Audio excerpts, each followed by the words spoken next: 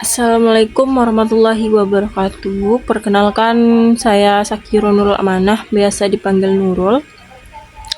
Saya di sini akan menjelaskan dioda semikonduktor.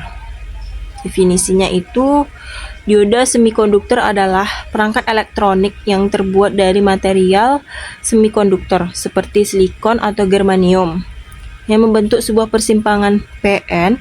Persimpangan ini tercipta ketika bahan semikonduktor tipe P kayak Hall atau pembawa muatan positif digabungkan dengan bahan semikonduktor tipe N atau kayak elektron atau pembawa muatan negatif. Fungsi utamanya adalah sebagai penyearah arus, yaitu mengizinkan arus mengalir dengan mudah dalam satu arah dan menghambat aliran arus dalam arah sebalik.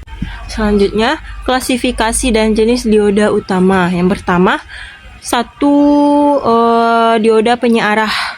Karakteristiknya itu dirancang untuk menangani arus yang relatif besar dan biasanya digunakan untuk mengubah arus bolak-balik AC menjadi arus searah atau DC.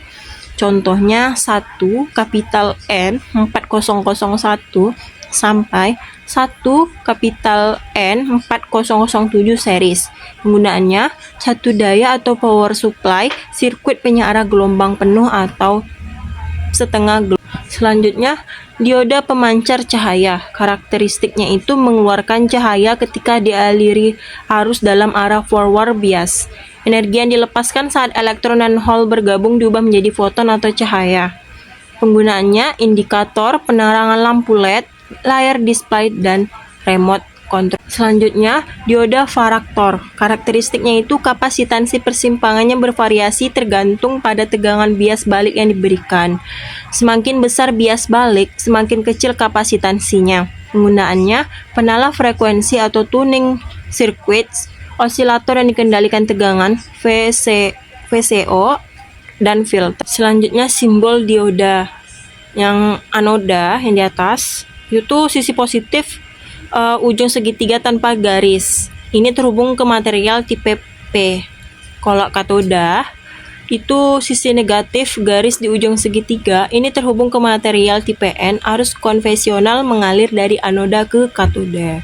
Selanjutnya, karakteristik dioda itu forward biasa atau bias maju ketika tegangan positif diterapkan pada anoda dan tegangan negatif pada katoda. Pada awalnya, arus sangat kecil atau arus bocor hingga tegangan mencapai tegangan cut-in atau juga disebut tegangan ambang, tegangan lutut atau forward voltage drop.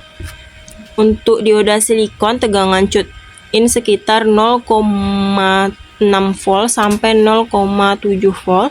Untuk germanium sekitar 0,2 volt sampai 0,3 volt. Setelah melewati tegangan cut-in, dioda akan menyalakan dan arus akan meningkat secara eksponensial. Dengan sedikit peningkatan tegangan, dioda bertindak seperti short circuit ideal pada kondisi ini. Reserve bias atau bias mundur. Ketika tegangan positif diterapkan pada katoda dan tegangan negatif pada anoda, dioda akan menghambat aliran arus, hanya ada arus bocor yang sangat kecil atau arus saturasi balik yang mengalir. Jika tegangan balik terus ditingkatkan hingga mencapai tegangan breakdown atau tegangan tembus balik, dioda akan mengalami kerusakan permanen. Kecuali dioda Zener yang dirancang untuk beroperasi di wilayah ini. Pada tegangan ini arus akan meningkat tajam secara tiba-tiba. Selanjutnya, penggunaan dioda. 1. Penyearah. Mengubah arus AC menjadi DC. Ini adalah aplikasi paling umum ditemukan di hampir semua catu daya. Selanjutnya, saklar. Karena kemampuannya untuk cepat beralih antara kondisi on atau menghantarkan dan off atau menghambat, dioda digunakan dalam sirkuit switching kecepatan. Selanjutnya, pelindung. 1. Dioda flyback itu melindungi komponen lain dari lonjakan tegangan induktif saat kumparan atau induktor dimatikan. 2. Perlindungan polaritas terbalik itu mencegah kerusakan sirkuit jika polaritas catu daya terbalik. Pemotong atau clipping dan penjepit atau clamping. Clipper itu membatasi atau memotong bagian sinyal yang melebihi atau di bawah level tegangan tertentu. Clamper itu menjepit level DC dari sinyal AC ke level tegangan referensi tertentu tanpa mengubah bentuk gelombang AC. Baik, saya di sini akan menjelaskan rangkaian penyearah setengah gelombang. Rangkaian penyearah setengah gelombang adalah salah satu jenis rangkaian penyearah paling sederhana yang berfungsi untuk mengubah arus bolak-balik AC menjadi arus searah atau DC yang berdenyut pulsating DC. Komponen utamanya itu sumber tegangan AC. Ini adalah input rangkaian, biasanya dari tegangan listrik PLN yang sudah diturunkan oleh transformator atau trafo jika diperlukan.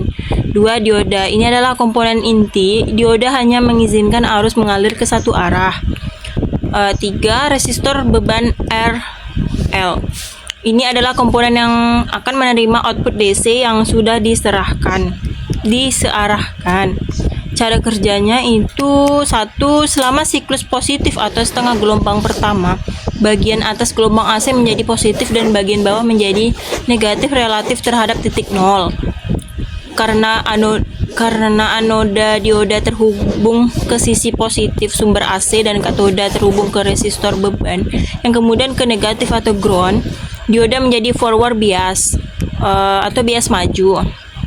Ketika dioda bias maju, ia bertindak seperti saklar tertutup dan mengizinkan arus mengalir melaluinya dan melalui resistor beban. Oleh karena itu, tegangan output yang muncul di RL akan mengikuti bentuk gelombang positif dari input AC. Hanya saja ada sedikit penurunan tegangan atau sekitar 0,7 volt untuk dioda silikon karena dioda itu sendiri. 2. Selama siklus negatif atau setelah gelombang kedua, bagian atas gelombang AC menjadi negatif dan bagian bawah menjadi positif. Sekarang, anoda dioda menjadi negatif relatif terhadap katoda, dioda menjadi reserve bias atau bias mundur. Ketika dioda bias mundur, ia bertindak seperti saklar terbuka dan memblokir aliran arus. Akibatnya tidak ada arus yang mengalir melalui resistor beban sehingga tegangan output di RL adalah 0 atau mendekati 0. Hasil outputnya itu, output dari rangkaian penyearah setengah gelombang adalah serangkaian denyutan tegangan DC positif yang terputus-putus. Gelombang negatif dari input AC dihilangkan sepenuhnya.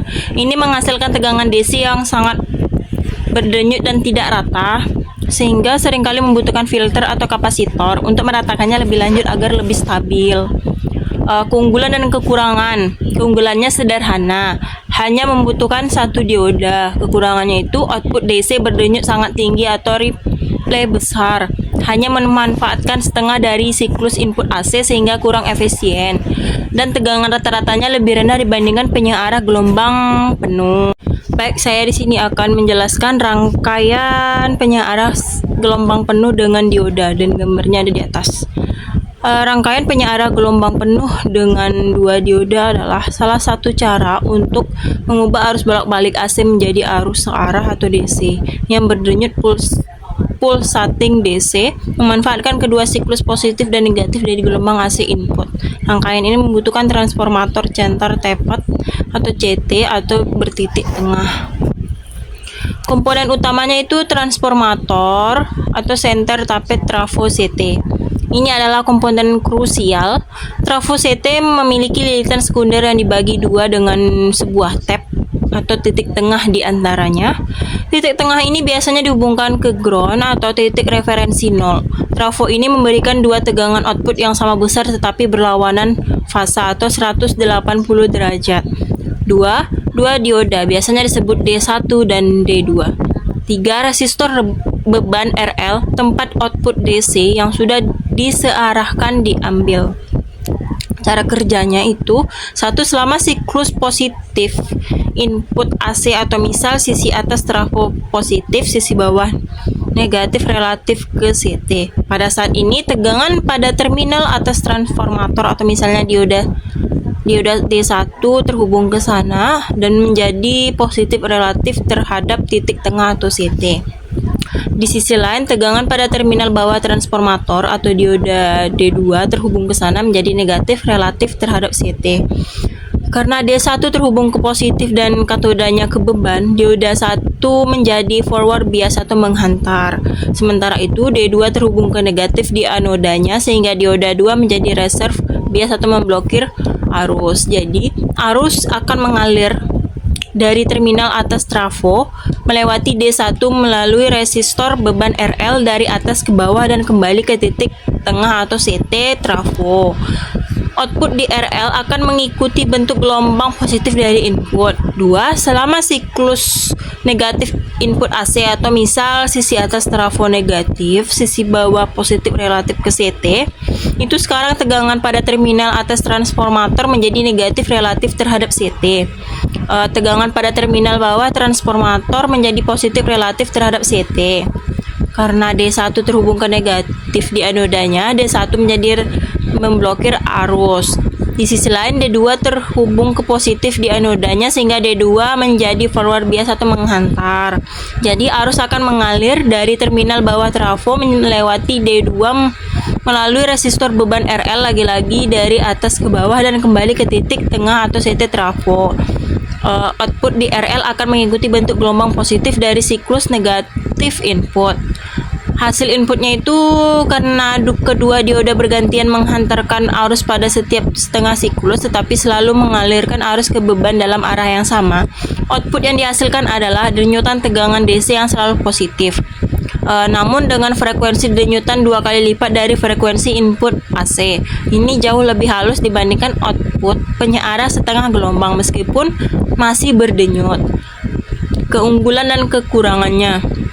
Keunggulannya lebih efisiensi daripada penyearah setengah gelombang karena memanfaatkan kedua siklus AC.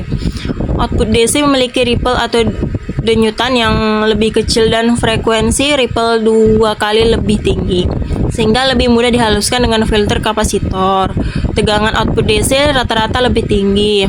Kekurangannya itu membutuhkan transformator center tepat yang lebih mahal dan besar. Setiap dioda hanya mengantarkan untuk setengah siklus, sehingga tegangan balik puncak atau PIV yang harus ditahan oleh setiap dioda adalah 2 kali tegangan puncak sekunder. Baik, saya di sini akan menjelaskan rangkaian penyearah jembatan atau bridge atau penyearah gelombang penuh dengan 4 dioda. Rangkaian penyearah jembatan adalah jenis penyearah gelombang penuh yang paling umum digunakan. Keunggulannya adalah ia dapat mengubah seluruh siklus gelombang AC menjadi DC yang berdenyut tanpa memerlukan transformator atau CT. Cukup dengan transformator biasa atau langsung dari sumber AC jika tegangan sesuai. Komponen utamanya itu ada 3. 1. Sumber tegangan AC. Ini adalah input rangkaian, bisa langsung dari sumber AC atau setelah melalui trafo step down jika diperlukan. Yang kedua, 4 dioda, biasanya diberi label D1, D2, D3, D4 dan yang disusun dalam konfigurasi jembatan. Yang ketiga, resistor beban atau RL, komponen yang menerima output DC. Cara kerjanya itu ada 2. Yang pertama, selama siklus positif input AC, itu misalkan titik A dari sumber AC menjadi positif dan titik B menjadi negatif, harus akan mengalir dari titik A. Dioda D1 akan menghantar karena anodanya positif. Dioda D4 juga akan forward bias karena katodanya terhubung ke sisi negatif atau B dan tegangan di sisi beban lebih rendah dari D1. Sementara itu, D2 dan D3 akan reserve bias atau memblokir arus. Jadi, arus mengalir dari A melalui D1, kemudian melalui resistor beban RL, dari atas ke bawah melalui D4 dan kembali ke titik B. Output di RL adalah denyutan positif. Yang kedua itu selama siklus negatif input AC. Sekarang titik B dari sumber AC menjadi positif dan titik A menjadi negatif. Arus akan mengalir dari titik B. Dioda D2 akan menghantar karena anodanya positif. Dioda D3 juga akan forward bias karena katodanya terhubung ke sisi negatif atau A dan tegangan di sisi beban lebih rendah dari D2. Sementara itu, D1 dan D4 akan reserve bias atau memblokir arus. Jadi arus mengalir dari B melalui D2, kemudian melalui resistor beban RL, lagi-lagi dari atas ke bawah melalui D3 dan kembali ke titik A. Output di RL juga berupa denyutan. Hasil outputnya itu seperti penyara gelombang penuh 2 dioda. Rangkaian jembatan menghasilkan denyutan tegangan DC yang selalu positif. Memanfaatkan kedua siklus AC, frekuensi denyutan output adalah 2 kali frekuensi input. AC menjadikannya lebih halus dan lebih mudah difilter menjadi DC murni. Keunggulan dan kekurangannya itu ada. Kalau keunggulan itu ada 4. 1. Tidak membutuhkan trafo CT. Kedua, pemanfaatan gelombang penuh. Yang ketiga, ripple lebih kecil. Yang keempat, tegangan output lebih. Kalau kekurangannya itu ada 2. 1. Membutuhkan 4 dioda. Kedua, penurunan tegangan atau voltage drop. Dan gambarnya bisa lihat di atas. Baik, saya di sini akan menjelaskan perbedaan penyara gelombang penuh 2 dioda dan 4 dioda, dan saya menjelaskan yang menggunakan 2 dioda terlebih dahulu. Kebutuhan transformatornya itu kalau untuk penyara 2 dioda itu mutlak membutuhkan transformator CT. Ini berarti trafo memiliki titik tengah pada lilitan sekundernya yang berfungsi sebagai titik nol atau ground referensi.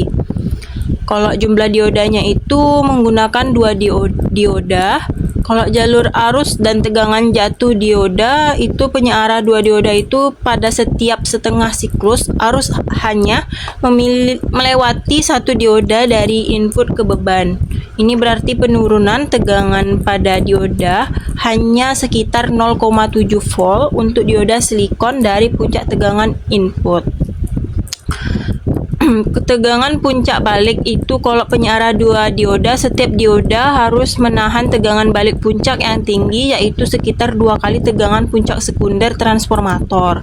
Ini karena dioda yang tidak menghantar akan menerima tegangan dari seluruh lilitan sekunder trafo. Kompleksitas dan biaya. Kalau untuk penyara 2 dioda ini rangkaiannya lebih sederhana dari segi jumlah dioda, namun trafo CT-nya lebih mahal dan besar. Kalau ini gambar penyara gelombang penuh dengan 4 dioda. Kebutuhan transformatornya itu tidak memerlukan transformator CT, cukup menggunakan transformator biasa atau non CT, atau bahkan bisa langsung dihubungkan ke sumber AC jika tegangan masukan. Jumlah diodanya itu menggunakan 4 dioda yang disusun dalam konfigurasi jembatan. Jalur arus dan tegangan jatuh dioda. Kalau 4 dioda itu pada setiap siklus arus selalu melewati 2 dioda secara seri dari input ke beban. Akibatnya, ada penurunan tegangan total sekitar 1,4 volt atau 2 kali 0,7 volt dari puncak tegangan input. Ini membuat tegangan output puncak sedikit lebih rendah dari penyara 2 dioda jika tegangan sekunder trafo. Tegangan puncak balik itu kalau penyara 4 diodanya itu setiap dioda hanya perlu menahan tegangan balik puncak sekitar 1 kali tegangan puncak sekunder atau VP. Ini mengurangi kebutuhan akan dioda dengan rating PIV yang sangat tinggi. Kompleksitas dan biaya. Untuk 4 dioda itu membutuhkan lebih banyak dioda, namun trafo non CT lebih murah dan umum. Modul dioda jembatan juga tersedia dalam satu komponen terintegrasi yang memudahkan peran. Untuk efisiensi dan kualitas outputnya itu, keduanya adalah penyara gelombang penuh, artinya sama-sama memanfaatkan kedua siklus AC dan menghasilkan ripple atau denyutan output dengan frekuensi 2 kali lipat dari input AC. Ini membuat keduanya lebih efisien dan lebih mudah dihaluskan dengan kapasitor filter dibandingkan penyara setengah gelombang. Baik, sampai di sini dulu penjelasan saya hari ini. Sampai ketemu di video selanjutnya. Bye-bye. Assalamualaikum.